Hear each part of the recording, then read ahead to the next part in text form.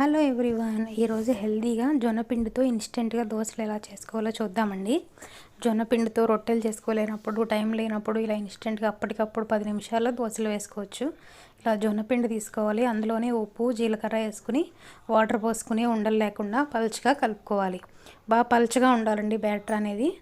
ఇలా కలుపుకున్న తర్వాత దీంట్లోనే సన్నగా కట్ చేసి పెట్టుకున్న ఉల్లిపాయ ముక్కలు, పచ్చిమిర్చి ముక్కలు, క్యారెట్ తురుము కూడా వేసుకోవచ్చండి, బాగుంటుంది.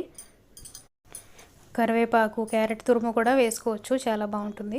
ఇలా పలుచగా కలిపెట్టుకోవాలి. ఇప్పుడు స్టవ్ మీద పెనం పెట్టుకుని దీన్ని మామూలు దోశలాగా వేసి తిప్పకూడదండి, పలుచగా రవ్వ దోశ పోసినట్టు పోయాలి. ఇలా వేసుకుని స్టవ్ని మీడియం ఫ్లేమ్లో పెట్టుకుని కాల్చుకుంటే చక్కగా క్రిస్పీగా టేస్టీగా చాలా బాగుంటాయి జొన్న దోశలు. హెల్దీ కూడా. ఒకసారి ఇలా ట్రై చేసి చూడండి, చాలా బాగుంటాయి టేస్ట్ అనేది. ఇలా ఒక సైడ్ కాల్చుకున్నాక ఇంకో వైపు కూడా తిప్పుకుని కాల్చుకుంటే అంతే, దోశలు రెడీ అయిపోతాయి ఇన్స్టెంట్గా. ఈ వీడియో కనుక మీకు నచ్చితే లైక్ చేయండి, షేర్ చేయండి, సబ్స్క్రైబ్ చేయండి. Thanks for watching.